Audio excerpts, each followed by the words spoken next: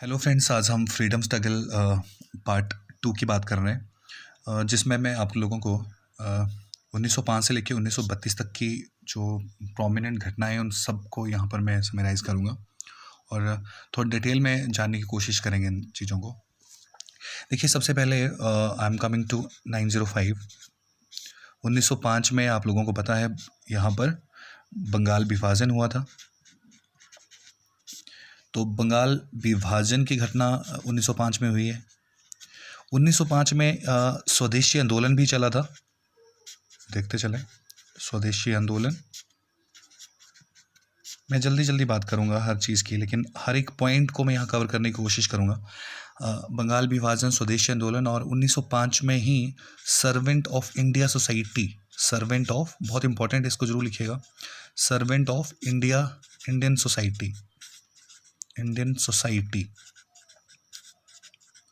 Servant of Indian society का गठन भी 1905 में हुआ था। एक और बंग भंग ये भी लिख लीजिए, फिर मैं इन तीनों को, चारों को डिस्कस करता हूँ। देखिए, हुआ क्या था कि मैं 1905 की इस बंगाल विभाजन की घटना को थोड़ा सा यहाँ पे डिस्कस करना चाहूँगा। लॉर्ड कर्जन, आप सबको मालूम है उस वक्त जो लॉर्ड कर्जन हुआ करते थे, और लॉर्ड कर्जन का जो समय था वो 1899 टू 905 तक रहा है, ये भी याद रखिएगा।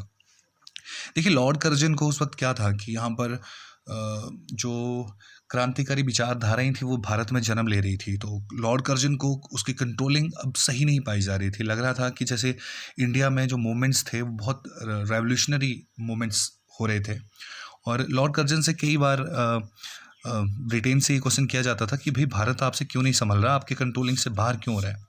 तो उसने एक जो लॉजिक दिया, उसने कहा कि जी, बंगाल जो है वो बहुत बड़ी स्टेट है, और अगर हम इसको डिवाइड नहीं करेंगे, इसकी कंट्रोलिंग सही से नहीं हो पा रही है, तो अगर इसको डिवाइड कर दिए, इसके पार्ट बना दिए जाएं छोटे छोटे, तो हम कंट्रोलिंग कर सकते हैं इसके ऊपर।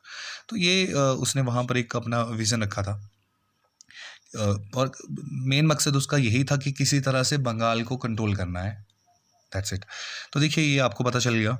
अब इसके लिए 1903 में इसने ये लेटर ड्राफ्ट करके इंग्लैंड में भेजा, और वहाँ से 1903 में इसको ये परमिशन मिल गई कि ठीक है, आप इसको डिवाइड कर लो, बंगाल को इसके पार्टीशन कर लो, और जैसे आप कंट्रोलिंग कर सकते हो वैसे कर लो। आपको पता है बंगाल प्रेसिडेंसी में होती थी, मद्रास प्रेसिडेंसी होती थी, मुंबई प्रेसिडेंसी थी। तो बंगाल प्रेसिडेंसी वहाँ पे गढ़ होता था, क्योंकि 1911 और 12, क्योंकि 12 में राजधानी वहाँ ट्रांसफ़र हो गई थी दिल्ली में। तो 1911 और 12 के बाद तो चलो दिल्ली केंद्र बन गया राजधानी के, लेकिन उससे पहले भारत का जो केंद्र था, जो हमारी कैपिटल थी इंडिया की, वो कलकत्ता थी। तो सबसे ज़्यादा जो नेशनल मूवमेंट हो रहे थे वो कलकत्ता, मतलब बंगाल के आसपास ही हो रहे थे।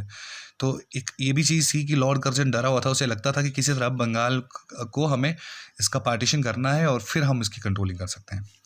लेकिन हुआ क्या, 1903 में जब ये ड्राफ्ट, उसको परमिशन मिल गई इंग्लैंड से, तो इसने ये क्या किया कि कांग्रेस के सामने ये प्रस्ताव रखा, और कांग्रेस के लोगों ने इसको एकदम से, मतलब, निरस्त कर दिया, सिरे से निकाल दिया कि नहीं, ऐसा नहीं हो सकता, बंगाल को आप डिवाइड नहीं कर सकते। तो ये बंग भंग आंदोलन उस वक्त यहाँ पर आवाज़ उठ रही थी कांग्रेस पार्टी की ओर से कि ऐसा नहीं हो सकता, हम बंगाल को किसी भी तरह बनने नहीं देंगे।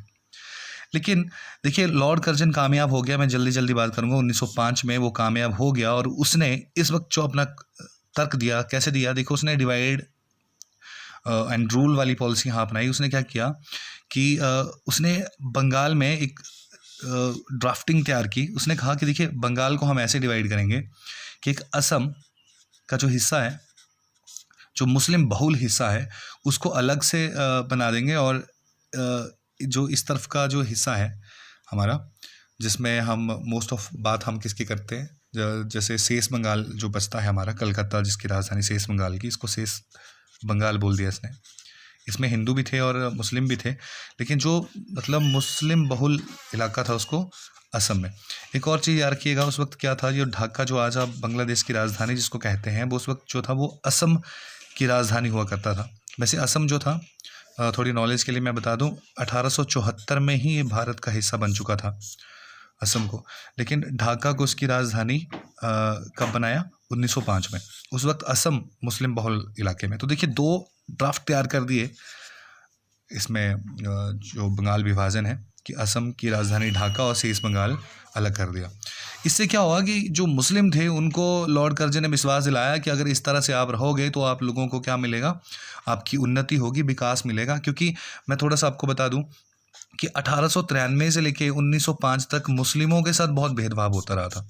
मतलब ये उनका कुछ अच्छा वक्त नहीं था और मुस्लिम की मांग नहीं सुनी जा रही थी, वो दब रहे थे। लेकिन अब यहाँ पे 1905 में लॉर्ड कर्जन उनमें एक आस जगा दी और उन्हें लगा कि ठीक है, ओके, हम इस ड्राफ्ट को एक्सेप्ट करेंगे। और अब क्या हुआ, यहाँ से 1905 में किसी तरह ये कामयाब अपनी उसमें हो गया। तो आपको ये जरूर समझ आ गया होगा बंगाल विभाजन में। अच्छा, अब ये स्वदेशी आंदोलन क्यों चला? देखिए, स्वदेशी आंदोलन चलाने के पीछे क्या था कि एक तो जो कांग्रेस थी ये बंगाल विभाजन से बिल्कुल मतलब सेटिस्फाई नहीं थी, बंगाल विभाजन नहीं होने देना चाहती थी। लेकिन अंग्रेजों की पॉलिसी समझ चुके थे कांग्रेस वाले कि ये डिवाइड एंड रूल वाली पॉलिसी यहाँ पर अपना रहे हैं, और इन्होंने क्या किया कि एक स्वदेशी आंदोलन स्टार्ट कर दिया। वैसे मैं थोड़ा सा आपको यहाँ पर एक दो नाम लेना चाहूँगा। एक सुरेंद्र नाथ बनर्जी और कृष्ण कुमार जो मित्र थे, उन्होंने स्वदेशी आंदोलन में बढ़ चढ़ कर हिस्सा लिया था। स्वदेशी आंदोलन बेसिकली स्टार्ट हुआ था 7 अगस्त 1905 को। ये भी याद रखिएगा, स्वदेशी आंदोलन कब शुरू हुआ? 7 अगस्त 1905 को ये शुरू हुआ था स्वदेशी आंदोलन। और इसका मेन मोटिव यही था कि ये चाहते थे कि किसी भी तरह कैंसलाइजेशन हो जाए इसकी, जो बंगाल इन्होंने डिवाइड कर दिया है। और सेकेंडली ये चाहते थे कि हम सारे एकजुट हो जाएं और मुस्लिम भाई भी हमारे साथ मिलें। तो ये सब उन्होंने वहाँ पर शुरू करवाया। देखिए, बहुत सारे लोगों ने वहाँ पर बंगाल विभाजन को निरस्त करने के लिए कदम उठाए। रविंद्रनाथ टैगोर ने 16 अक्टूबर को एक राखी दिवस बनाया था। ये IAS के एग्ज़ाम में आया था कि रविंद्रनाथ टैगोर ने राखी दिवस कब बनाया था, तो बंगाल विभाजन के लिए। तो 16 अक्टूबर 1905 में इसके लिए कि बंगाल विभाजन निरस्त हो सके और अंग्रेज़ों को ये दिखाने के लिए कि हिंदू मुस्लिम भाई भाई हैं, तो उन्हें राखी दिवस बना दिया रविंद्रनाथ टैगोर ने। और यहाँ पर हिंदुओं ने मुसलमानों को राखी बांधी और मुसलमान भाइयों ने हिंदुओं को राखी बांधी, और उन्होंने एकजुटता का प्रदर्शन यहाँ पर किया था। तो ये भी इंपॉर्टेंट पॉइंट है जो यहाँ से निकलता है। अच्छा, कुछ एक और चीज़ें मैं आपको बताऊँ कि जब ये बंगाल विभाजन हो रहा था एट दैट टाइम, कुछ छोटी छोटी समितियाँ और भी यहाँ से उभर रही थी भारत में। छोटी छोटी और समितियाँ थी, लेकिन बहुत उनका भी कंट्रीब्यूशन इसमें था ताकि वो बंग भंग आंदोलन को निरस्त कर सकें। मतलब वो चाहते थे कि किसी भी तरह बांग्लादेश ना बने और बंगाल विभाजन ना हो। तो वहाँ पे एक बहुत इम्पोर्टेंट समिति है, स्वदेशी बांधव समिति। ये भी बहुत इम्पोर्टेंट समिति है जो यहाँ चली थी, स्वदेशी बांधव समिति। और इसे शुरू करवाया था अश्वनी कुंडल ने। अश्वनी कुंडल इसके प्रमुख थे, अश्वनी कुंडल। तो ये भी जरूर याद रखिएगा, अश्वनी कुंडल। एक और सोसाइटी थी, डॉन सोसाइटी। छोटी छोटी सोसाइटियाँ थोड़े बड़े हायर लेवल के एग्जाम में पूछी जा सकती हैं अक्सर आप लोगों से, कि ये उसी वक्त चली थी जब बंगाल विभाजन हुआ था। तो सतीश चंद्र मुखर्जी इसके अध्यक्ष थे, इसको भी याद रखिएगा, सतीश चंद्र मुखर्जी।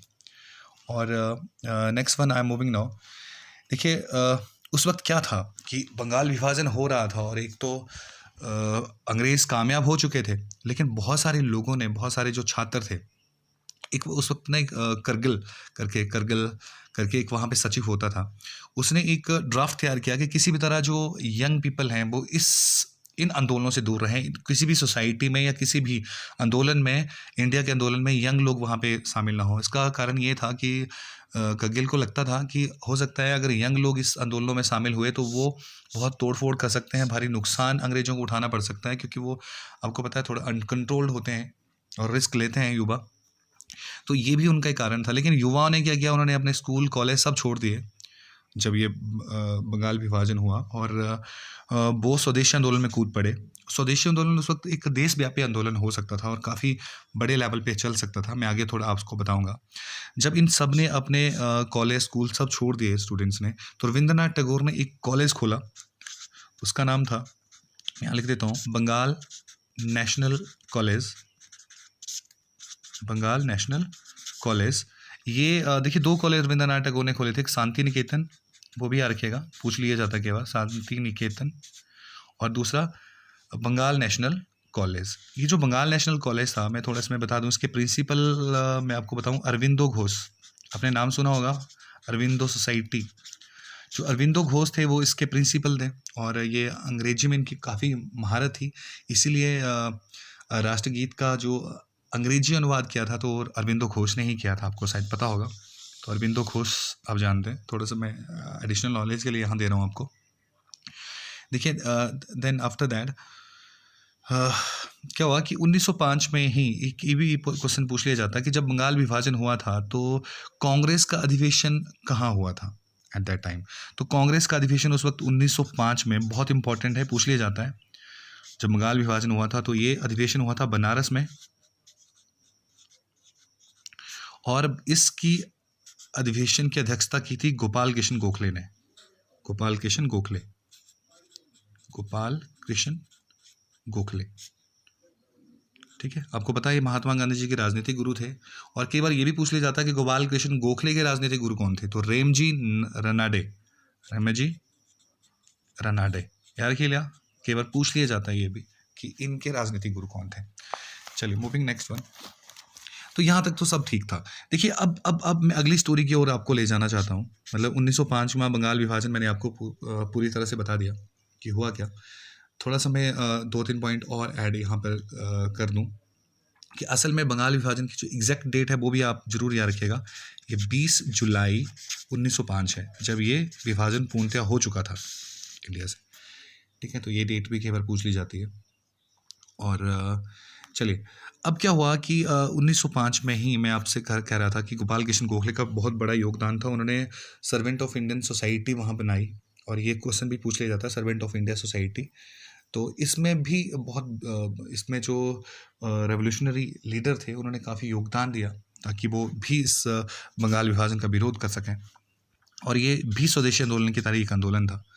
देखिए, स्वदेशी आंदोलन काफ़ी फेमस होने वाला था, और बाल गंगाधर तिलक जी भी इसके साथ जुड़ चुके थे।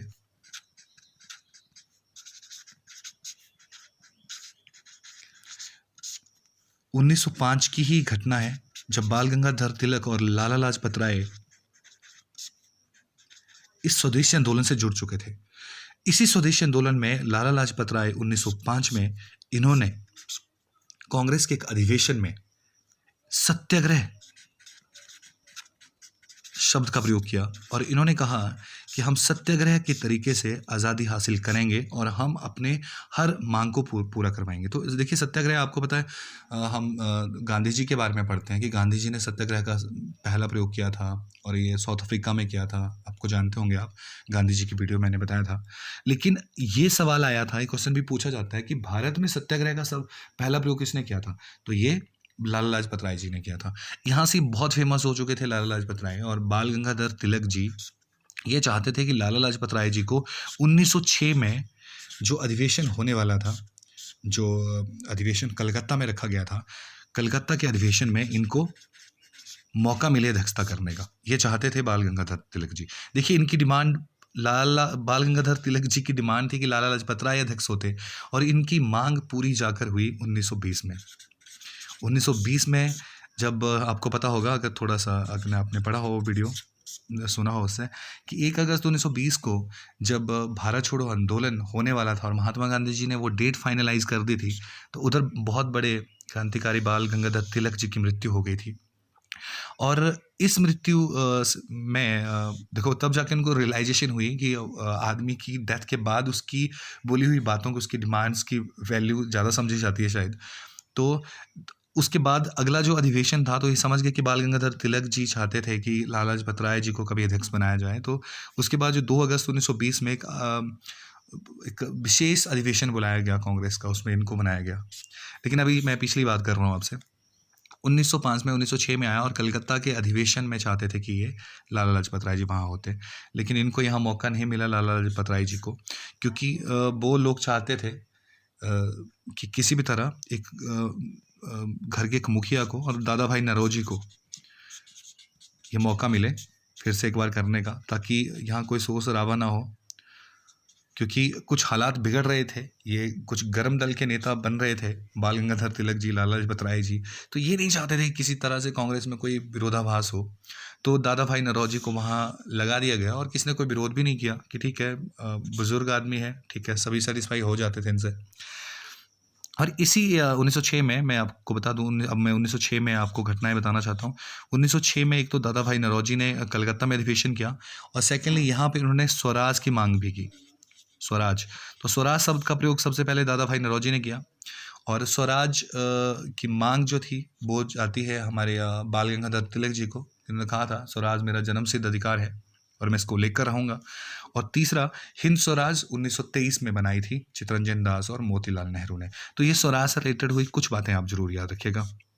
1906 में मैं आपको एक और चीज़ बता दूं यहाँ पर, कि यहाँ पर मुस्लिम लीग की स्थापना होगी।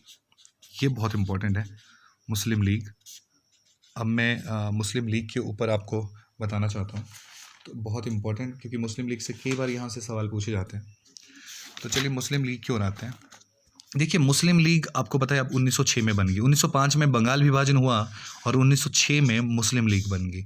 अब मुसलमानों को ये लग रहा था कि अब हम अपनी डिमांड रखेंगे। हमारी अभी तक तो सिर्फ कांग्रेस की ही डिमांड सुनी जा रही थी, हमारी कोई डिमांड नहीं सुनी जा रही थी, इसलिए कांग्रेस से अलग होकर इन्होंने मुस्लिम लीग की स्थापना कर दी। अच्छा, तो एक ज़रूरी चीज़ कई बार जो पूछी जाती है कि मुस्लिम लीग की स्थापना किसने की थी, तो ये थे सलीम, इम्पॉर्टेंट नाम है सलीम उल्लाह खान, सलीम उल्लाह खान और सेकंड वन है आगा खान। इन दोनों ने मुस्लिम लीग की स्थापना की और ये स्थापना ढाका में हुई थी। ओके, ये ढाका में स्थापना की थी उन्होंने मुस्लिम लीग की। चलिए, इससे रिलेटेड इतना ही, ताकि वीडियो ज़्यादा लंबी ना हो, बहुत डेप्थ में नहीं जाऊँगा, मेन पॉइंट पे ही जाऊँगा जो यहाँ से अक्सर पूछे जाते हैं। एक और चीज़ मुस्लिम लीग के बारे में याद रखिए, इसका पूरा नाम था अखिल मुस्लिम लीग, ठीक है। और one more thing about this, कि उस वक्त जब मुस्लिम लीग बनी, उस वक्त लॉर्ड मिंटो द्वितीय जो थे वो यहाँ के वाइसराय थे। ये भी आपको याद होना चाहिए। बाकी एक और चीज़ मैं बता दूँ, मोहम्मद अली जिन्ना ने इसका विरोध किया था मुस्लिम लीग का। ये भी याद रखिएगा, ये पूछ लिया जाता है कई बार, क्योंकि हमें लगता है शायद इसने फेवर किया होगा, लेकिन उस वक्त 1906 में मोहम्मद अली जिन्ना ने मुस्लिम लीग बनने का विरोध किया था। उसे लगता था कि कांग्रेस में हम सेफ़ हैं। तो यहाँ तक ये पॉइंट भी बहुत ज़रूरी था बताना। अच्छा, तो यहाँ तक आपको क्लियर हो रहा होगा। एक मैं नई चीज़ आपके साथ जोड़ना चाहूँगा यहाँ पर, कि मुस्लिम लीग की जो एग्जैक्ट डेट है वो भी याद रखिएगा, क्योंकि ये भी कई बार पूछ ली जाती है कि मुस्लिम लीग बनी कब थी। तो 30 दिसंबर 1906 में मुस्लिम लीग ये बनी थी। ओके, वन मोर थिंग जो मैं थोड़ा सा बताना भूल गया आपको यहाँ पर, जो हम एक कमेटी है उसके ऊपर भी सवाल पूछा जाता है, अरुणडेल कमेटी। देखिए, अरुणडेल कमेटी क्यों बनाई गई थी, ये बहुत इंपॉर्टेंट है। अरुणडेल कमेटी क्यों बनाई गई थी? ये जो बंगाल विभाजन था, अब इसमें इतना विरोधाभास हो रहा था हिंदुस्तान में, तो वहाँ से ब्रिटेन संसद से एक कमेटी का गठन करवाने की मांग उठी और अरुणडेल कमेटी आई थी, जिसने ये तय करना था कि क्या बंगाल विभाजन जो था वो सही था या गलत था। तो क्यों बनाई गई थी अरुणडेल कमेटी, ये क्वेश्चन भी बहुत इंपॉर्टेंट है, इसको याद रखिएगा अरुणडेल कमेटी से रिगार्डिंग। और एक नई चीज़ मैं आपको बताना चाहता हूँ, अब विरोधाभास तो उठ ही चुका था 1906 में। देखिए, कांग्रेस में कला पड़ी चुकी थी। 1906 में मुस्लिम लीग अलग हो गई कांग्रेस से। कांग्रेस में उधर उनको एक और अंदर ही अंदर एक और वहाँ पे एक कॉन्स्पिरेसी चल रही थी। लाला लाजपत राय और बाल गंगाधर तिलक, बिपिन चंद्र पॉल, ऐसे कुछ क्रांतिकारी थे जो अब कांग्रेस के रवैये से थोड़े से नाखुश हो रहे थे। आपको अंडरस्टैंड हो रहा होगा मैं ऐसा क्यों बता रहा हूँ। और उधर क्या हुआ, देखिए मैं थोड़ा सा आगे ले जाऊँ आपको, 1908 की घटना में ले जाऊँ। वैसे मुस्लिम लीग की बात कर रहे हैं तो मैं यहीं से बात करूँगा। 1908 में मुस्लिम लीग का जो पहला अधिवेशन हुआ था वो अमृतसर में हुआ था, ये याद जरूर रखिएगा। ये पहला अधिवेशन था इनका अमृतसर में, और यहाँ पर उन्होंने पृथक निर्वाचन की मांग कर ली। इन्होंने कहा कि हमें पृथक निर्वाचन दिया जाए मुस्लिमों को। मतलब इसका मतलब ये था कि इन्होंने अपनी मांग ये रख ली कि अगर कभी भी इलेक्शन होते हैं तो जो मुस्लिम जो कैंडिडेट होगा उसको सिर्फ मुस्लिम लोग ही वोट डालेंगे, हिंदू को खड़ा होगा तो उसके लिए हिंदू ही डालेंगे, हम पृथक निर्वाचन की मांग करते हैं। और आपको पता है 1909 में आते आते मार्ले मिंटो मिंटो जो भी मिंटो लॉर्ड मिंटो उस वक्त आपको पता है वहाँ पे वायसराय थे और जो मार्ले थे वो सचिव थे। तो 1909 में मिंटो मार्ले सुधार एक आया, लेकिन सुधार कुछ भी नहीं था, ये एक तरह से डिवाइड एंड रूल वाली पॉलिसी जो कर्जन ने जिसको बढ़ावा दिया था उसी को ही आगे ले जाने वाला एक ड्राफ्ट था। इसके अकॉर्डिंगली इन्होंने मुस्लिमों की बात सुन ली और कांग्रेस की अभी ये बिल्कुल बात नहीं सुनते थे। कांग्रेस मांग करे स्वदेशी की, किसी ने नहीं सुनी। उन्हें सर्वेंट ऑफ इंडिया बनाने की मांग रखी थी कि उसको एक संवैधानिक दर्जा मिले, लेकिन उन्होंने नहीं सुनी। बहुत सारी ऐसी डिमांड कांग्रेस की थी जो ये नहीं सुन रहे थे, लेकिन मुस्लिमों की इन्होंने सुन ली और पृथक निर्वाचन की जैसी इन्होंने मांग की। मिंटो मार्ले असल में बने ही पृथक निर्वाचन के लिए था कि हर किसी के लिए एक सेपरेट इलेक्ट्रोल हो। तो मिंटो मार्ले आप याद रखिएगा कि मुस्लिमों ने अभी मांग रखी और इन्होंने मांग सुधार ली 1909 में। 1906 के बाद 1908 और 9 तक मैं आपको ले गया, मिंटो मार्ले भी आपको समझ आ गया। लेकिन अब मैं आपको थोड़ा सा डेट बैक करना चाहूँगा 1907 में की घटना में, सूरत के अधिवेशन पर। ये बहुत इंपॉर्टेंट था और 1907 में सूरत का अधिवेशन हुआ। और देखिए 1907 के सूरत के अधिवेशन में क्या हुआ। 1907 के सूरत के अधिवेशन की अध्यक्षता रास बिहारी घोष ने की। बोस नहीं, घोष, रास बिहारी घोष एक बोस हैं, ठीक है, जिन्होंने मैं आपको बाद में बताऊंगा हार्डिंग के ऊपर उन्होंने बम विस्फोट करने की कोशिश भी की। और रास बिहारी बोस वही है जिन्होंने बाद में आज़ाद हिंद फौज की स्थापना की और सुभाष चंद्र बोस जी का नाम उसके साथ बाद में जुड़ा। लेकिन ये रास बिहारी घोष ने 1907 में अध्यक्षता की, क्योंकि यहाँ भी अब देखिए बाल गंगाधर तिलक चाहते थे 1906 में लाला लाजपत राय को अध्यक्षता करने का मौका मिलता, नहीं मिला। 1907 में भी नहीं मिला, उन्होंने रास बिहारी घोष को बना दिया। अब तो बाल गंगाधर तिलक जी बिल्कुल अनॉयड हो गए लाला लाजपत राय, क्योंकि उनकी मांग को कोई नहीं सुन रहा था। तो अब देखिए इसमें क्या हुआ, कांग्रेस के अंतर में अब दो डिवाइड हो गए, गरम दल अलग हो गया और नरम दल अलग हो गया। वोटिंग हुई, नरम दल कांग्रेस में रहा, गरम दल वहाँ से निकल गया, जिसमें लाला लाजपत राय, बिपिन चंद्र पॉल, बाल गंगाधर तिलक ये अलग हो गए, ठीक है। तो ये गरम दल और ये नरम दल, और ये सूरत के अधिवेशन में अलग हुए थे, ये भी याद रखिएगा, सूरत के अधिवेशन में। और उसकी अध्यक्षता किसने की थी, रास बिहारी घोष ने की थी। ये भी आप रखेंगे याद यहाँ के। अच्छा, एक क्वेश्चन है 1907 में ही मुस्लिम लीग से रिगार्डिंग ये है कि मुस्लिम लीग ने अपना संविधान कब बनाया था। तो मुस्लिम लीग का जो संविधान था उन्होंने कराची की एक बैठक में बनाया था। तो 1907 में इन्होंने अपना संविधान तैयार किया था मुस्लिम लीग ने कराची में, ये भी याद रखिएगा, ये भी इंपॉर्टेंट है। मुस्लिम लीग से 1907 की घटना का वर्णन कर रहा था, तो याद रखिएगा। चलिए 1907 आपको पता चल गया, सूरत अधिवेशन में गरम दल नरम दल। 1906 में मुस्लिम लीग, 1905 में बंगाल विभाजन हो गया, 1909 में मार्ले मिंटो जिसने अलग निर्वाचन की मांग रख दी। वैसे 1908 की एक और घटना भी है जिसको मैं जिक्र भी यहाँ करना चाहूँगा, खुदीराम बोस को फांसी हो गई। ये भी भारतीय इतिहास की एक बहुत बड़ी घटना थी। खुदीराम बोस की फांसी। देखिए खुदीराम बोस को जो फांसी हुई उस वक्त उनकी उम्र 14 साल बताई जाती है। इतनी कम उम्र में इनको फांसी हो गई थी। और ये फांसी इनको क्यों हुई थी मैं थोड़ा सा बता दूं। किंग्सफोर्ड एक जज था, किंग्सफोर्ड, इन्होंने इसकी हत्या कर दी थी। और ये हत्या करने का प्लान जो था ये गरम दल नेताओं ने ही बनाया था, क्योंकि किंग्सफोर्ड एक ऐसा जज था जो भारतीयों की दलील नहीं सुनता था। भारतीयों को कठोर से कठोर दंड देने के लिए जाना जाता था किंग्सफोर्ड, और इसने बहुत अन्यायपूर्ण आज तक अपने निर्णय दिए थे।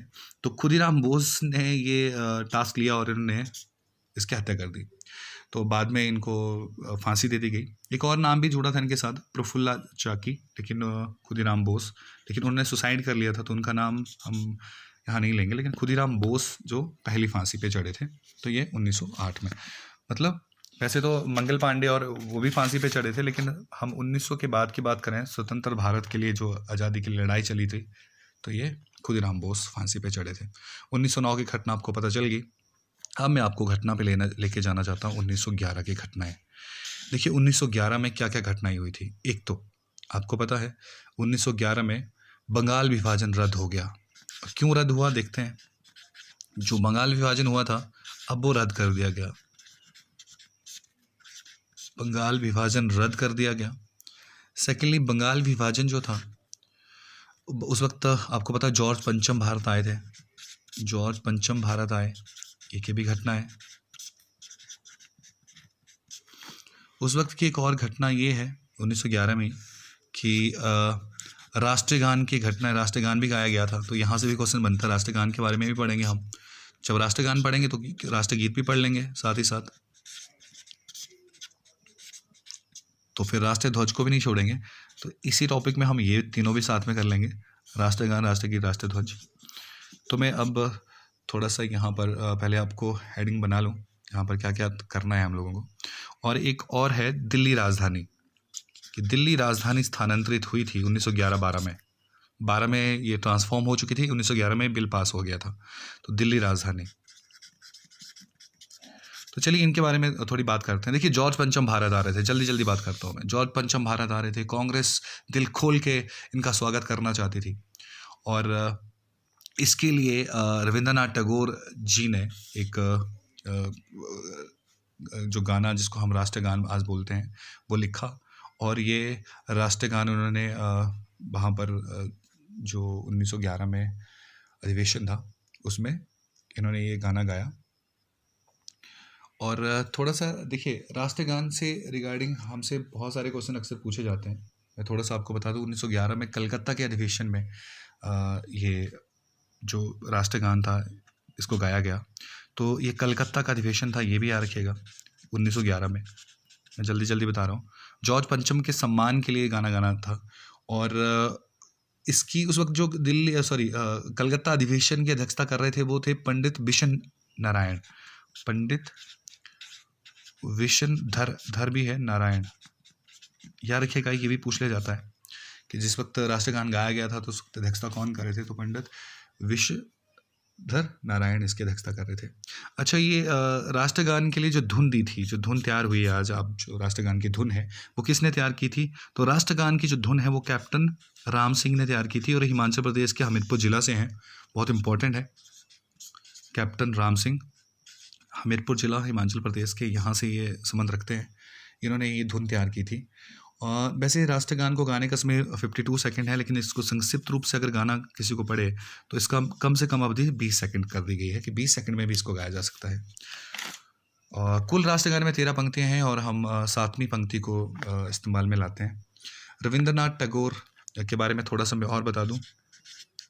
रविंद्रनाथ टैगोर जो थे, जिन्होंने ये गाना लिखा था, ये सबसे पहले 1912 में तत्वबोधिनी पत्रिका में, ये तत्वबोधिनी में प्रकाशित हुआ था। ये भी पूछा जाता है किस पत्रिका में प्रकाशित हुआ था। तत्वबोधिनी में प्रकाशित हुआ था। तो इतना भी जरूर याद रखिएगा, तत्वबोधिनी इनका। और इसका शीर्षक था भारत भाग्य विधाता। भारत भाग्य विधाता शीर्षक से ये राष्ट्रगान बनाया गया था। और इस राष्ट्रगान के बारे में थोड़ा सा और बता देते हैं। 24 जनवरी 1950 में इसको संविधान ने अपनाया था, ये भी आपको पता होना जरूरी है। 24 जनवरी 1950 में इसको अपनाया था। राष्ट्रगान के बारे में कुछ और चीज़ें हैं, क्योंकि रविंद्रनाथ टैगोर ने इसको गाया था। तो रविंद्रनाथ टैगोर को एक तो नाइटहुड की उपाधि मिली थी, थोड़ा सा मैं बता दूँ रविंद्रनाथ टैगोर जी के बारे में। नाइटहुड की उपाधि उनको मिली थी। सेकेंडली, उनकी फेमस पुस्तक जिसके लिए उनको नोबेल मिला था, गीतांजलि, जिसमें राष्ट्रगान को भी सम्मिलित किया गया है। उस गाने को 1913 में इसको नोबेल प्राइज़ मिला था। एक उनकी और पुस्तक है हंगरी स्टोन्स, इसको भी याद रखिएगा, ये भी इम्पोर्टेंट है, कई बार पूछ ली जाती है। वन इज़ गोरा, ये बहुत बार इम्पोर्टेंट बुक पूछी गई है। गोरा ये किसकी पुस्तक है। चंडालिका रविंद्रनाथ टैगोर की पुस्तक है। एंड पोस्ट ऑफिस, ये भी बहुत इंपॉर्टेंट है। पोस्ट ऑफिस वाली बुक इनकी, ऑफिस, ये भी पूछी जाती है आजकल एग्ज़ाम में, तो ये याद रखिएगा इनको। राष्ट्रगान अभी मैंने आपको बताया और आपको अंडरस्टैंड हो गया होगा। जितने भी इम्पोर्टेंट फैक्ट राष्ट्रगान से थे जो आज तक पूछे जाते हैं, मैंने यहाँ सारे कवर करने की कोशिश की कि आपको अंडरस्टैंड हो सके। क्योंकि कई बार ऐसा होता है कि हमसे ये हमें लगते हैं नॉर्मल है कि हम कर लेंगे, लेकिन इसमें जो डेप्थ में क्वेश्चन रहते हैं वो कई बार पूछ लिए जाते हैं बड़े एग्जाम में। तो चलिए थोड़ा मैं राष्ट्रगीत के बारे में भी आपको बता दूं। राष्ट्रगीत भी अभी कर ही लेते हैं। आपको पता है 1896 में राष्ट्रगीत गाया गया था बंकिम चंद्र चटर्जी के द्वारा, बंकिम चंद्र चटर्जी के द्वारा। और मैं थोड़ा सा और बता दूं, ये वंदे मातरम जो गाना है ये आनंद मठ इनकी एक पुस्तक है उसमें छपा था, उसमें लिखा हुआ है आनंद मठ। आनंद मठ जो पुस्तक है वो बेसिकली सन्यासी विद्रोह का उल्लेख इस पुस्तक में है। ये भी एक बार पूछा गया था चेस में। तो सन्यासी विद्रोह का उल्लेख इस पुस्तक में है। इनकी बंकिम चंद्र चटर्जी की दो बहुत ही फेमस बुक्स हैं, वो आप याद रखिएगा। राजा मोहन्स वाइफ, राजा मोहन वाइफ, और एक और पुस्तक है इनकी दुर्गेश नंदिनी, दुर्गेश नंदिनी, ये भी इनकी पुस्तक है, इसको भी आप जरूर जोड़िएगा साथ में। राष्ट्रगीत का जो अंग्रेजी अनुवाद करवाया था, मैंने अभी आपको बताया था कि बंगाल नेशनल कॉलेज जो रविंद्रनाथ टैगोर जी ने खोला था, उसमें इनको प्रिंसिपल बनाया था वो थे अरविंदो घोष। इन्होंने इसका अंग्रेजी अनुवाद भी किया था, अरविंदो घोष। राष्ट्रगीत का अंग्रेजी अनुवाद किसने किया था? तो अरविंदो घोष ने किया था। अच्छा, इसका राष्ट्रगीत का उर्दू में इसका अनुवाद किसने किया था? तो उर्दू में इसका अनुवाद किया था आरिफ, जो लिखिएगा इसको, आरिफ मोहम्मद खान, इसने इसमें उर्दू में इसका अनुवाद किया था। नेक्स्ट इज एक और चीज़ मैं आपको बता दूं, एक इनकी अरविंदो घोष का नाम भी हमने लिया, तो मैं अरविंदो घोष की एक बहुत फेमस बुक है क्योंकि भी पूछी जाती है एग्जाम में, तो उसका भी डिस्कशन कर लेते हैं। इनकी एक बुक है द लाइफ डिवाइन, बहुत बार पूछी गई है ये बुक, तो इम्पोर्टेंट है, जरूर याद रखिएगा। सावित्री भी इनकी एक पुस्तक रही है, सावित्री, तो ये अरविंदो घोष के बारे में भी ये जरूर याद रखिएगा। और अरविले आश्रम भी इन्होंने बनाया था। अरविंदो घोष के बारे में एक और इम्पोर्टेंट चीज़ क्या है कि इन्होंने अरविले आश्रम भी बनाया था। चलिए राष्ट्र कैलेंडर की भी मैं थोड़ी सी बात कर लेता हूँ जल्दी जल्दी। राष्ट्रीय कैलेंडर, अब राष्ट्रीय चीज़ों के बारे में बात कर रहे हैं तो थोड़ा यहाँ कर ही लेते हैं। कैलेंडर देखिए, राष्ट्रीय कैलेंडर जो है वो हमारा जो भारतीय राष्ट्रीय कैलेंडर है वो शक संवत पर है, शक संवत पर, और ये 22 मार्च 1957 में इसको अपनाया गया था, 1957 में, और ये 78 ईस्वी से शुरू हुआ था और कनिष्क ने इसको शुरू करवाया था, कनिष्क काल से। ठीक है, आपको कुषाण वंश में कनिष्क थे, और आपको पता होगा ये इसको भारत का द्वितीय अशोक भी कहा जाता है कनिष्क को। थोड़ा सा और याद करवा दूँ, इसी के दरबार में चौथी बौद्ध विसंगति भी हुई थी कुंडलवन में, तो ये भी याद रखेगा, इसी के समय में हुई थी चौथी बौद्ध विसंगति। जो लोग हिस्ट्री पढ़ते हैं उनको आइडिया होगा ये। चलिए जो हमारा ये राष्ट्रीय कैलेंडर है ये 22 मार्च 1957 में अपनाया गया है, ये बहुत इंपॉर्टेंट है। राष्ट्रगान जो है आपको राष्ट्रगान राष्ट्रगीत आपको पता है कब अपनाए गए हमारे, और 24 जनवरी याद रखिएगा राष्ट्रगान के लिए। 24 जनवरी 1950 को राष्ट्रगान अपना लिया गया, बाकी सभी 26 जनवरी को, लेकिन सिर्फ राष्ट्रीय ध्वज हमारा जो मैं पढ़ाऊँगा वो 22 जुलाई 1947 को ही अपना लिया गया था। तो अभी तक ये याद रखिएगा, ये 24 मार्च 1957 में। चलिए एक और चीज़, विक्रम संवत, अच्छा सॉरी इसी की बात करता हूँ। शक संवत का जो प्रथम महीना होता है वो चैत्र होता है मित्रों, यानी कि जिसको हम मार्च बोलते हैं, और इसका जो अंतिम महीना होता है वो फागुन होता है, जिसको हम फरवरी बोलते हैं। तो ये भी याद रखिएगा। विक्रम संवत जो है वो, विक्रम संवत भी है एक, आप पढ़ते हैं संवत को, वैसे संवत बहुत ज़्यादा है। हजरत संवत भी एक संवत है जो 625 भी पूर्व चला था, 625 ईस्वी में चला था हजरत संवत, जिसको मुस्लिम लोग मानते हैं। लेकिन मैं विक्रम संवत की बात करूँगा तो ये 58 ईस्वी पूर्व का है। देखिए विक्रम संवत और शक संवत के बीच में 135 वर्षों का अंतराल है।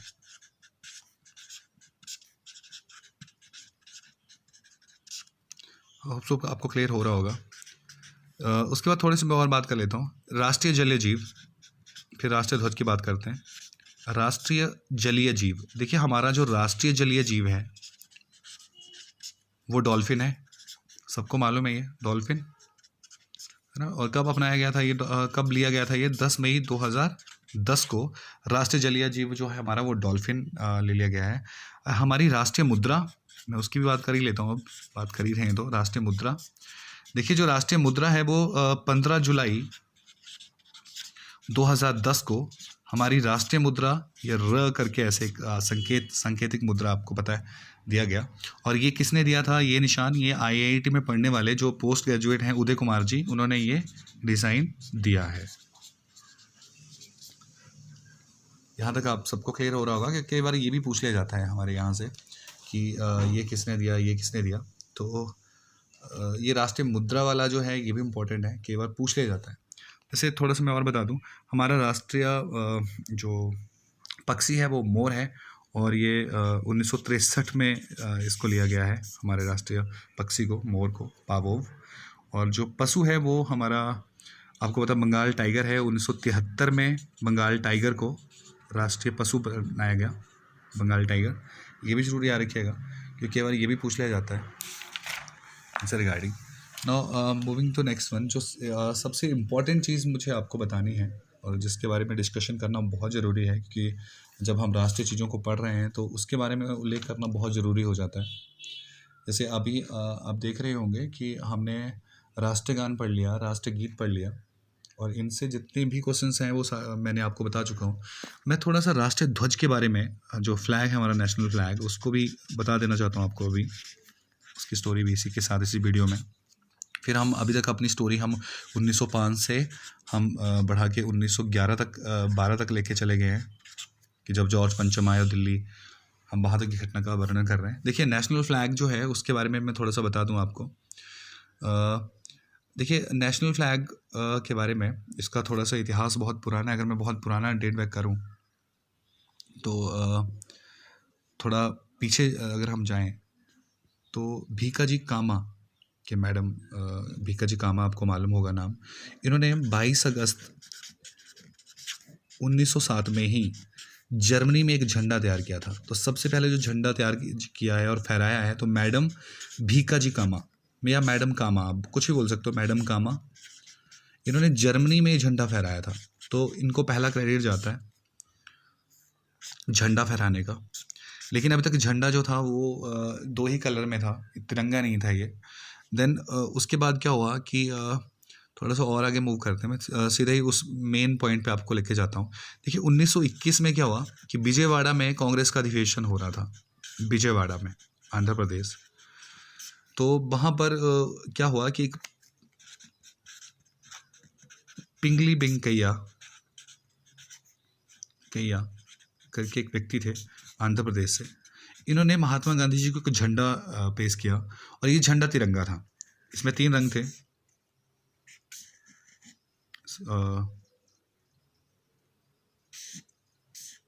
सबसे ऊपर रेड था, वाइट था, और बीच में ग्रीन था। सॉरी, उस वक्त 2 ही थे जब इन्होंने दिया था, अभी 3 नहीं थे, ये महात्मा गांधी ने सुझाया था। 2 ही कलर थे, रेड और ग्रीन, और यहाँ इन्होंने चरखा बनाया हुआ था ऊपर जैसे निशान। तो ऐसा झंडा महात्मा गांधी जी को दिया। महात्मा गांधी जी ने सुजेस्ट किया कि अच्छा ये तो आपने ठीक बोला कि हिंदुओं की निशानी है रेड कलर, और ग्रीन कलर ने बोला मुस्लिमों की निशानी है, ठीक है मुस्लिम, ये भी इन्होंने ले लिया। लेकिन इन्होंने कहा कि बाकी जो हमारे और बचते हैं भाई बंधु, यहाँ पर सिख भी हैं, ईसाई भी हैं, उनके लिए भी, जैनी हैं, तो उनके लिए भी एक निशान यहाँ होना ज़रूरी है। तो उन्होंने सफ़ेद कलर यहाँ पे सुजेस्ट किया। तो बाद में पिंगला ने इसको 3 तिरंगा में कन्वर्ट किया, और जो झंडा था वो यहाँ सेंटर में आ गया वाइट में, यहाँ रेड, वाइट एंड ग्रीन, ऐसे यह तिरंगा 1921 में ही इस घटना को आप समझाइएगा। देखिए 1921 में ये चरखा इसके ऊपर आ गया, लेकिन 1921 से लेके 1947 तक ये चरखा इसके ऊपर रहा। 1947 में 22 जुलाई 1947 को, 22 जुलाई 1947 को, इस डेट को याद रखिएगा, भीमराव अंबेडकर जी के कहने पे ये चरखा यहाँ से हटा दिया गया, और इस चरखे की जगह पर चक्कर सारनाथ से लिया गया, जिसमें 24 तिलियाँ होती हैं, वो यहाँ लगाए गए। तो 22 जुलाई 1947 को ये झंडा फहराया गया। उस वक्त झंडा समिति के अध्यक्ष कौन थे? तो JB कृपलानी थे, आपको मालूम होगा। ये भी इम्पोर्टेंट है। वैसे 1921 में ही ये चरखा शामिल हो गया था, लेकिन आधिकारिक रूप से, क्योंकि 1921 में पिंगला ने किया था, लेकिन आधिकारिक रूप से जब कांग्रेस ने इसको अपनाया था तो 1931 में कांग्रेस ने इसको अपनाया था। तो चरखा कब सम्मिलित हुआ था? तो कांग्रेस ने इसको अपनाया था चरखा 1931 में। तो ये भी जरूर याद रखिएगा यहाँ पर। और भीमराव अंबेडकर ने जब सुजेशन दिया था तो ये पहली ही मीटिंग 9 दिसंबर 1946 को, कि भीमराव अंबेडकर ने कहा था कि चरखे की जगह चक्कर होना चाहिए वहाँ पे, और सॉरी 46 यहाँ चक्कर होना चाहिए। और 22 जुलाई 1947 को ये झंडा अपना लिया गया और ये झंडा फहराया गया। ठीक है, ये आप लोगों को समझ आ चुका होगा। थोड़ा सा मैं झंडे के बारे में और बात कर लूँ। इसका लंबाई चौड़ाई का अनुपात 3:2 होता है। जो चक्कर इसके अंदर होता है वो उसकी लंबाई चौड़ाई का हमेशा 3/4 होगा। ये भी इंपॉर्टेंट है। जो चक्कर होता है ना, उसकी जो कितनी उसकी चौड़ाई होगी या जो भी होगा वो 3/4 होगा इसका। और हमारे भारतीय संविधान में आर्टिकल 91 में इसका उल्लेख है। हमें आज़ादी मिली हुई है कि हम झंडा फहरा सकते हैं, हमारा मौलिक अधिकार है। तो ये भी पॉलिटिकली क्वेश्चन यहाँ से बनता है झंडे के रिगार्डिंग। अब तो हमारी 2002 की जो ध्वज संहिता है, अब हमें अधिकार मिल चुका है कि हम आम आदमी भी झंडे को फहरा सकता है कुछ विशेष दिनों पे, और कहीं भी जहाँ उसका दिल करे वो फहरा सकता है। मतलब हमें कुछ अब स्वतंत्रता मिल गई है। ये भी जरूर याद रखिएगा। और आज़ादी के बाद देखिए 1947 में जब देश आज़ाद हुआ तो आज़ादी के बाद झंडा कहाँ फहराया गया, किस विदेशी ज़मीन पर किसने फहराया? तो ये चाचा नेहरू ने ऑस्ट्रेलिया में ये झंडा फहराया गया आज़ादी के बाद, किसी आधिकारिक रूप से किसी धरती पे जब वो वहाँ गए होंगे। तो ये भी इम्पोर्टेंट है कि ऑस्ट्रेलिया में इसको फहराया गया। तो होप सो कि आपको ये जितने भी नेशनल फ्लैग से सिंबल थे ये समझ आगे होंगे, इम्पॉर्टेंट है। अब मैं थोड़ा सा और आगे चलता हूँ। हम बात वही कर रहे थे, फिर से मैं आपको पीछे ले जाता हूँ। 1905 से हम पहुँचे थे 1912 तक आते आते। इसमें मैं नेशनल फ्लैग सब कुछ आपको करवा चुका हूँ। तो दिल्ली राजधानी ट्रांसफ़र हो गई, और दिल्ली के बारे में आपको समझ आ चुका होगा कि मैंने बात जो करी कि दिल्ली में अब वहाँ पर बहुत कुछ हुआ। वहाँ जॉर्ज पंचम जब दिल्ली आए तो यहाँ पर उन्होंने दिल्ली को आधिकारिक रूप से राजधानी घोषित करने का कर दिया। तो ये भी इम्पोर्टेंट है कि दिल्ली राजधानी कब बनी, 1912 में। चलिए 1913 की तो अब थोड़ी सी बात कर लेते हैं। गदर पार्टी 1913 में गदर पार्टी और लाला हरदयाल ने बनाई थी। साथ में इनके साथ एक और नाम भी है, सोहन सिंह।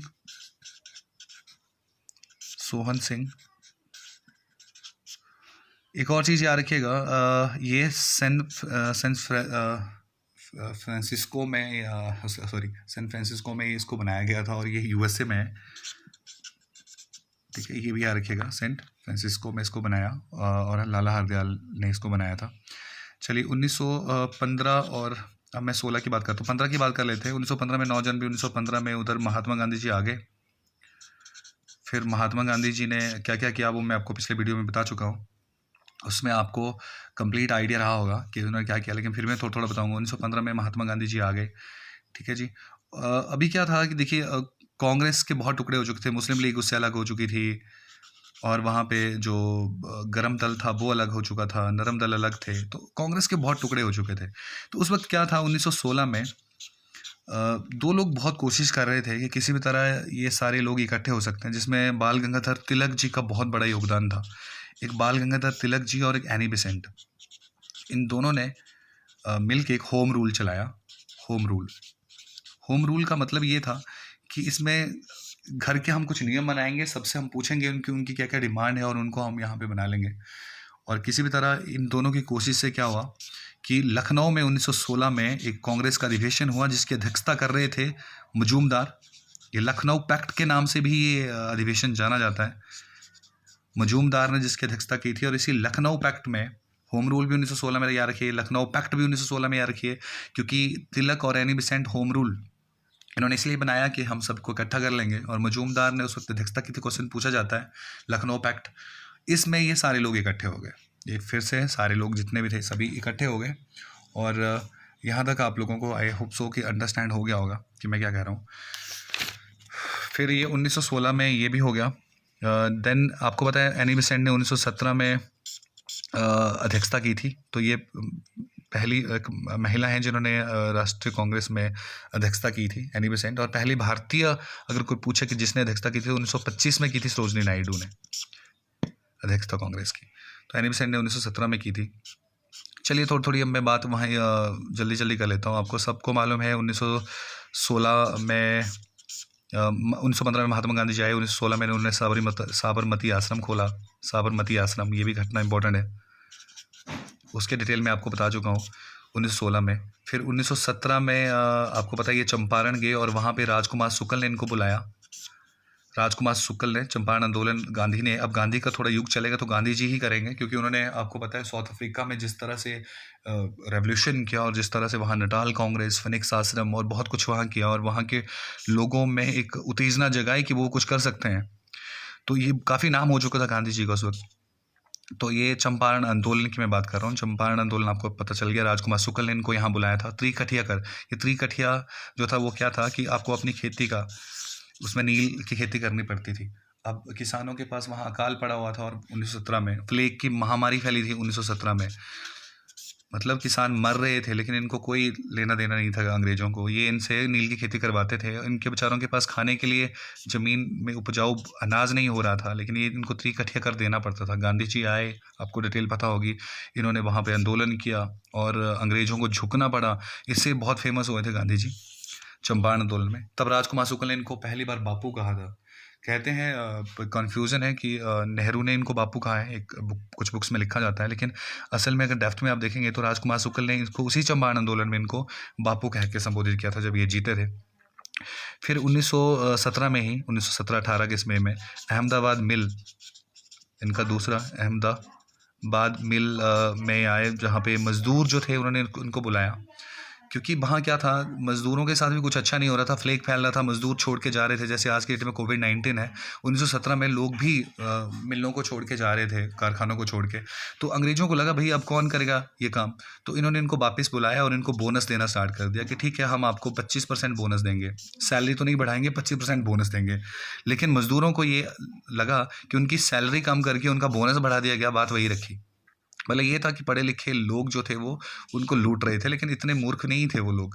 अब उनको एक उम्मीद जगी जब चंपारण आंदोलन में गांधी जी ने जीत दिलाई, तो उनको लगा कि हम यहाँ पर गांधी जी को बुलाएंगे, और गांधी जी ने आकर इनको जीत दिलाई। और पहली भूख हड़ताल गांधी जी ने अहमदाबाद मिल में की थी, भूख हड़ताल, क्योंकि मजदूरों ने कहा था हम काफ़ी दिनों से भूखे हैं, तो गांधी ने कहा चलो हम भी भूखे ले लेते हैं। तो पहली प्रथम भूख हड़ताल जो थी अहमदाबाद मिल में। फिर 1918 की घटना है,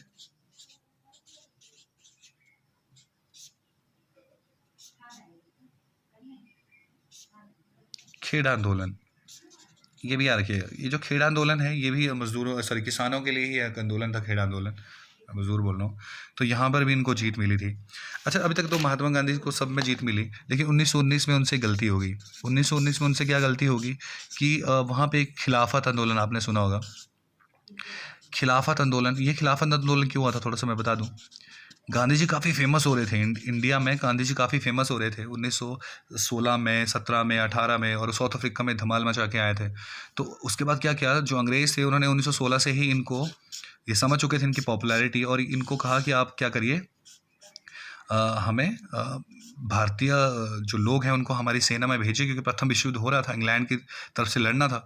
तो यहाँ से ये भर्ती करवाते थे सेना में गांधी जी, और इनको केसरी हिंद की उपाधि भी इन्होंने दी थी, केसरी हिंद, जुल्लू की उपाधि भी दी थी, 2 उपाधियाँ मिली थी।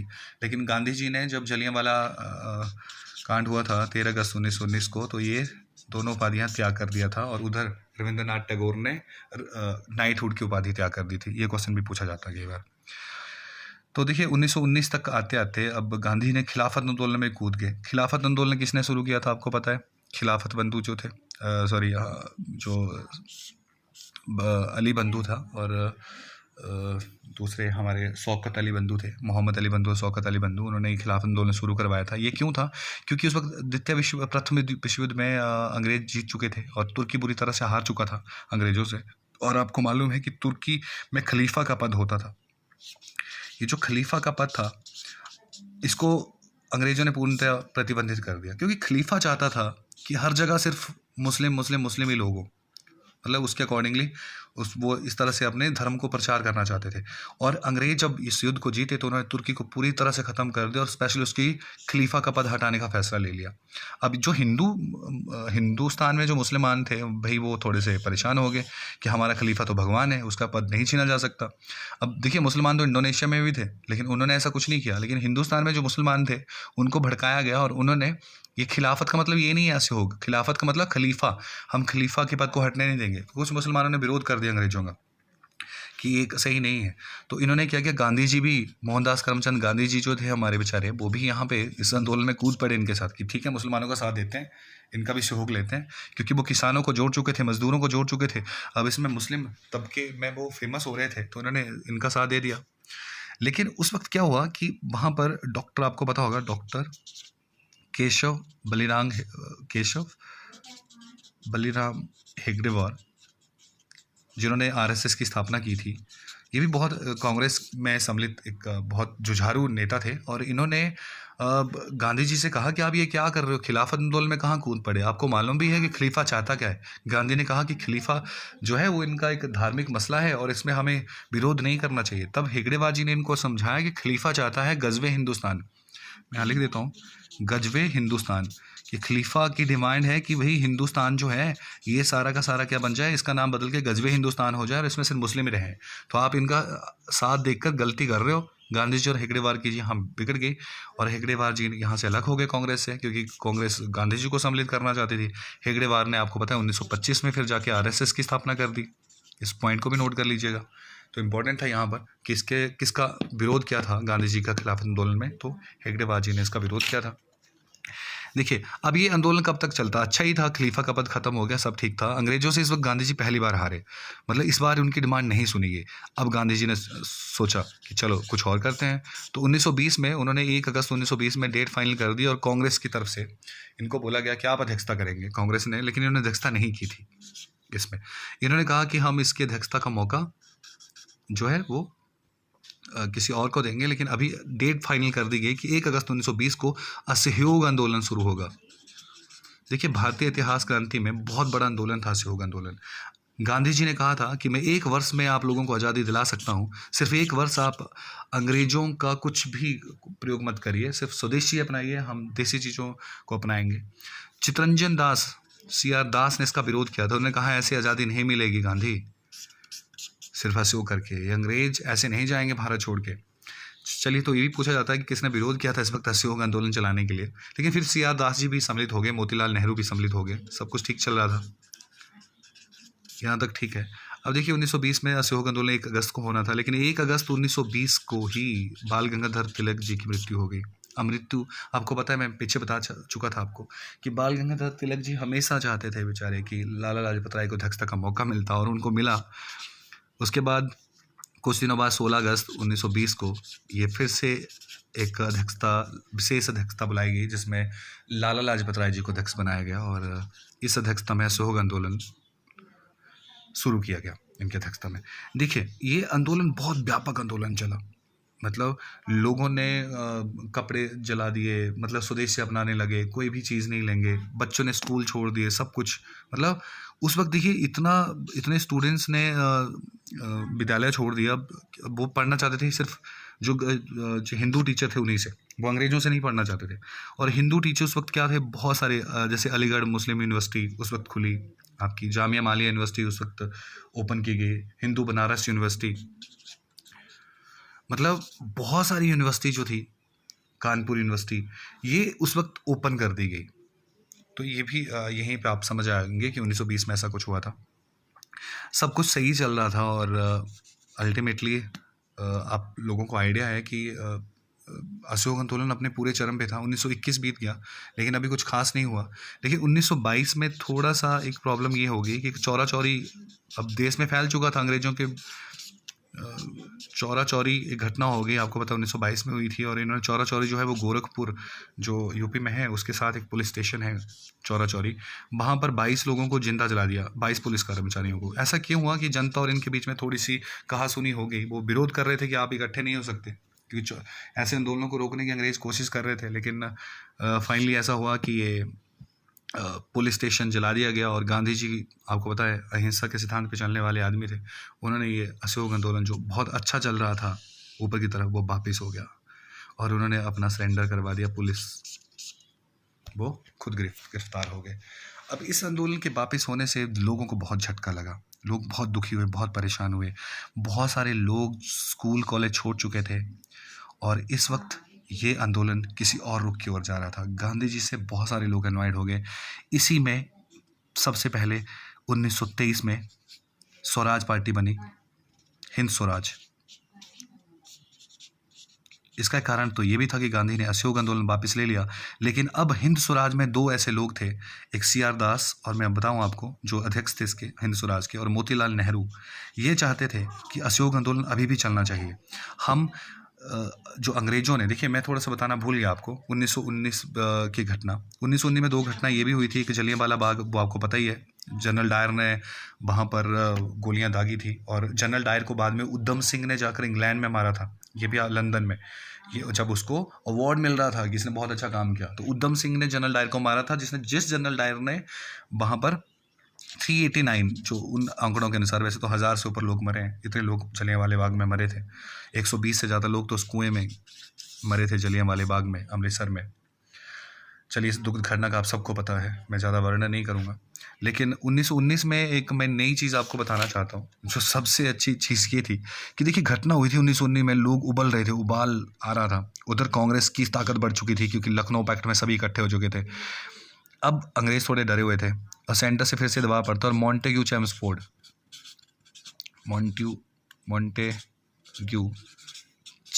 सुधार, चैम्सफोर्ड। देखिए, मॉन्टेग्यू चैम्सफोर्ड सुधार क्या था? असल में मॉन्टेग्यू चैम्सफोर्ड सुधार का मतलब था कि भाई अब किसी भी तरह इनको, कांग्रेस की बढ़ती हुई ताकत को रोकना है, तो ऐसा करो, क्यों ना हम एक उत्तरदायी सरकार बना दें। उत्तरदायी सरकार का मतलब क्या था? ये क्या चाहते थे उत्तरदायी सरकार? देखिए, एक मजाक था। ये चाह रहे थे कि क्यों ना अब हम इंडियन लोगों को भी इलेक्शन लड़ने का मौका दें और उनको भी हम अपनी केंद्रीय मंडल में और विधानमंडल में आने का अवसर प्रदान करें। अभी तक तो अंग्रेज आते थे, अब इनको भी मौका मिले।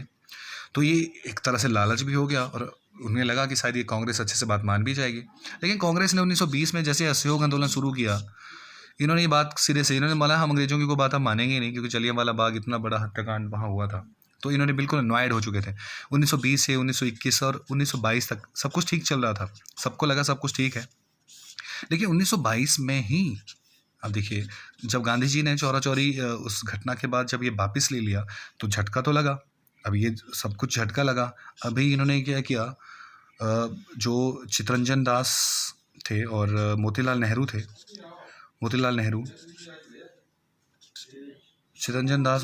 नेहरू ने कहा कि हम निर्वाचन लड़ेंगे, हम इलेक्शन में लड़ेंगे और वहाँ जाके अंग्रेज़ों को उनकी औकात दिखाएंगे। लेकिन इनके साथ कोई शामिल नहीं हुआ। कांग्रेस के सारे लोग गांधी जी के साथ थे, जिन्होंने इतना बड़ा सहयोग आंदोलन वापस ले लिया। तो इससे नाराज़ होकर इन लोगों ने कि अपनी हिंद स्वराज एक पार्टी बना ली 1923 में। याद रखिएगा, बाद में बहुत सारे लोग इनके साथ सम्मिलित हुए और ये पार्टी एज इट इज चलती रही। देखिए, 1924 में, वैसे गांधी जी अरेस्ट हो गए थे 1922 में, आपको पता है ना। गांधी जी 1922 में अरेस्ट हो गए थे, लेकिन इनको 6 साल का कारावास हुआ था। लेकिन 1924 में इनकी स्वस्थ होने के कारण इनको छोड़ दिया गया। 1924 में जैसे जेल से छूट के आए, गांधी जी ने प्रथम अध्यक्ष कहाँ बने? बेलगांव में इन्होंने प्रथम कांग्रेस के अधिवेशन, मतलब कांग्रेस के अध्यक्ष रहे थे। ये याद रखिएगा, गांधी जी बेलगांव में। तो ये आपको यहाँ तक मालूम होना चाहिए। फिर 1925 की बात करता हूँ, RSS की स्थापना हुई, आपको ये भी मालूम है। अब उस वक्त क्या था 1924 की घटना का एक और वर्णन कर लेता हूँ। HRA, हिंदुस्तान रिपब्लिक एसोसिएशन, ये सच्चिदानंद सन्याल जी इसके अध्यक्ष थे और वहाँ चंद्रशेखर आज़ाद और भगत सिंह जो थे वो साथ में सहयोगी थे। ये HRA वहाँ से बंटी, ये कुछ युवा लोगों का एक दल था और ये गांधी जी से अनॉयड थे और ये भारत में अब अपने तरीके से कुछ करना चाहते थे। ठीक है, आप लोगों को ये सब पता है इसके बारे में। और उसके बाद 1925 में, 1926 में फिर HSRA की स्थापना हुई, हिंदुस्तान सोशलिस्टिक रिपब्लिक एसोसिएशन। चलिए, इसके बाद की घटनाएं, अब थोड़ा सा वीडियो ज़्यादा लंबा हो रहा है, मैं सिर्फ 1 घंटे तक का ही वीडियो बनाना चाहता था। तो 1924 से लेके और 1932 तक की अब अगली घटनाएं मैं अगले वीडियो में आपको डालूंगा। Till then bye. और होप सो कि मैं थोड़ा जल्दी भूल गया, अंडरस्टैंड ज़रूर हुआ होगा। मैंने सारे पॉइंट कवर करने की कोशिश की है, ठीक है। फिर अगली वीडियो में हम और भी डिटेल में करेंगे 1924 1932। नेक्स्ट में हम 1932 से 1947 तक की घटनाएं करेंगे।